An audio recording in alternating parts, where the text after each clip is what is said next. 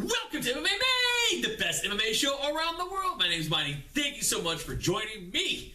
Welcome to the East Bay, where allergies are all year round, regardless. Dying today. Gonna make this short, sweet, straight to the point. Buckle up. It's gonna be a rough ride.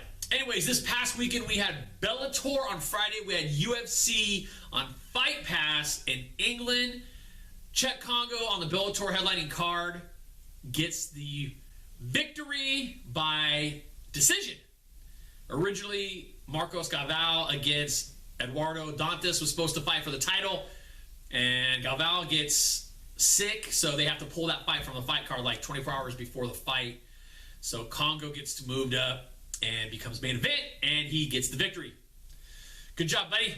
The next night, or next day, I guess, depending on where you're at, was UFC Fight Night on Fight Pass. UFC Fight Pass in England. So Michael Bisping against Anderson Silva. A lot of people thought that Anderson Silva won the fight. Actually, Debo called me. For those of you who have been with the show since the beginning, I used to have a co-host, Devin Debo Taylor. He actually called me up. We talked for over an hour. We're talking about the fight. There was one round in particular. I want to say it was round 3. That was questionable, I guess, because of that flying knee at the very end and then the premature celebration when Anderson Silva. But I guess that round in general was kind of the, questionable round on who won.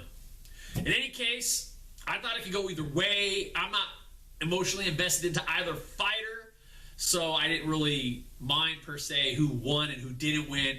I thought it was a good fight. I will say this. I thought Anderson Silva actually looked really good. Whether or not he got that decision or not, I thought he actually looked Anderson Silva of old. Maybe he wasn't as quick, but I thought he actually looked good. Took him a couple of rounds to loosen up, but for the most part, I thought he looked way better than when he fought Nick Diaz. And I thought, arguably, he looked even as good prior to losing the belt against Weidman.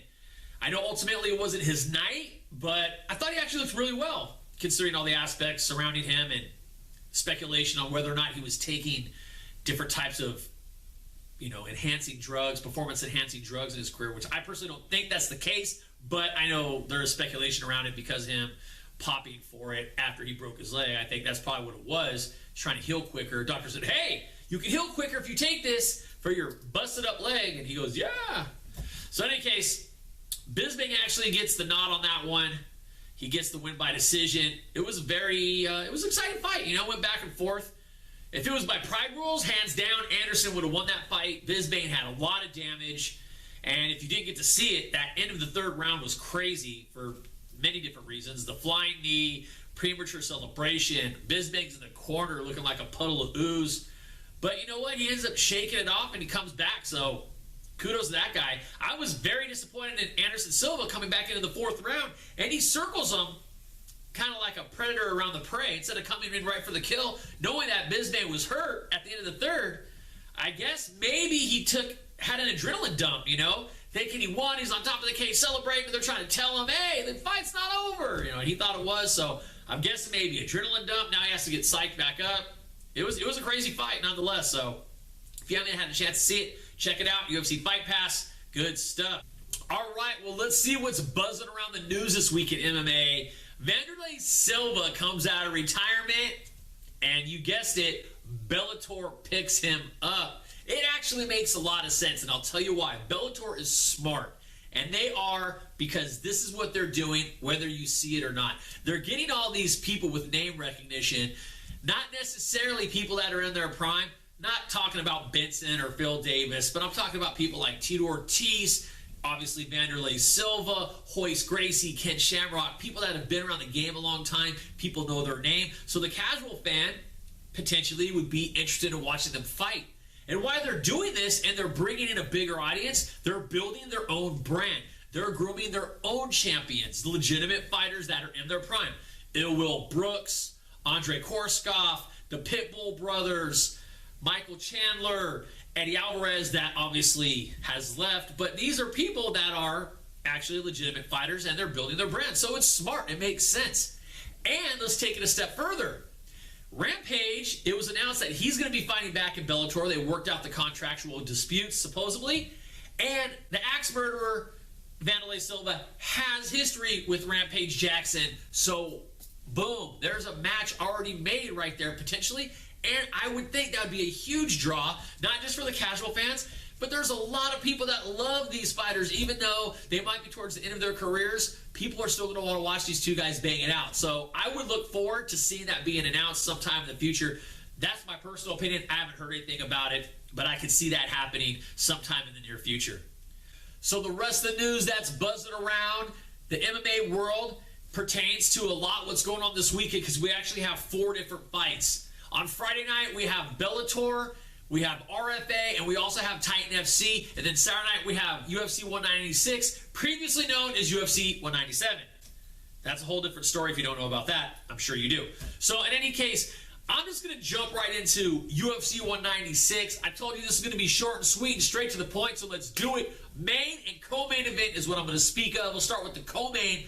Champion Holly Holm against Miesha Tate, the bridesmaid. Always the bridesmaid, but could it be her time?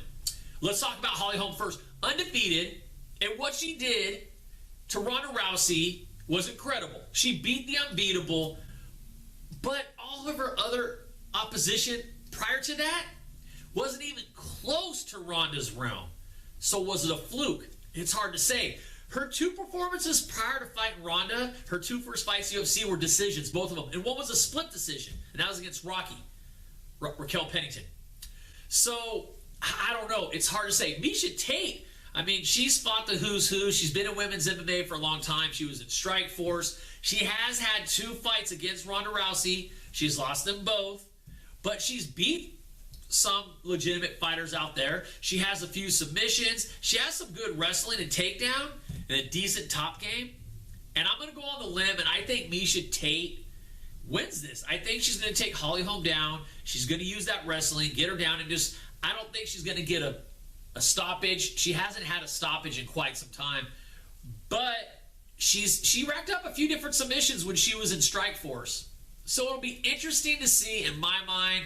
But I think Ronda, when she fought Holly Holm, I think Ronda came in way too aggressive and had the wrong game plan, and Holly capitalized. And I think Miesha is going to really have a good game plan going into this fight.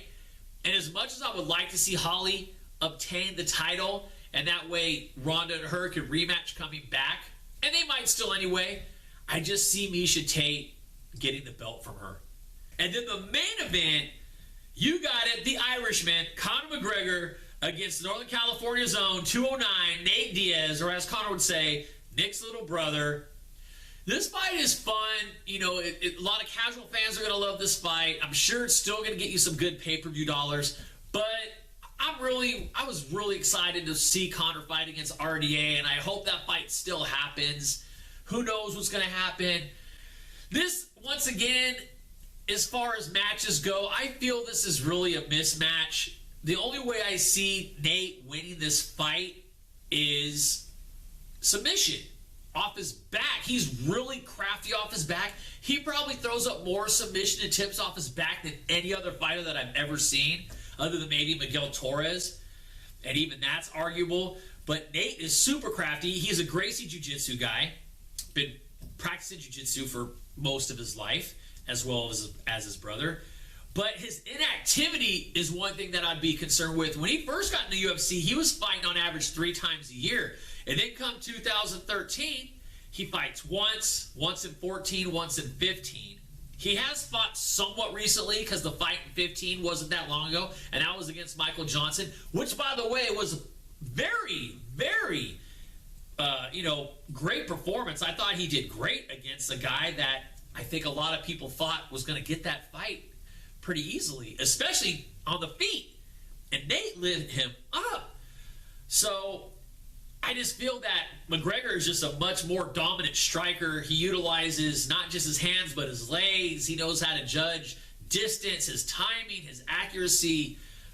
And unless Nate can get him to the ground and pull off a submission, I just don't see this being a win for him. And I like the Diaz brothers, don't get me wrong. I just see that it's going to be a rough night for Nate. So I will pick Conor by TKO. And it's hard to disagree with them. I can see this ending in the first round, especially the Diaz brothers. They like to push forward, And that's going to play right into Conor's counter-striking. So I would probably go with the first-round stoppage, Conor McGregor.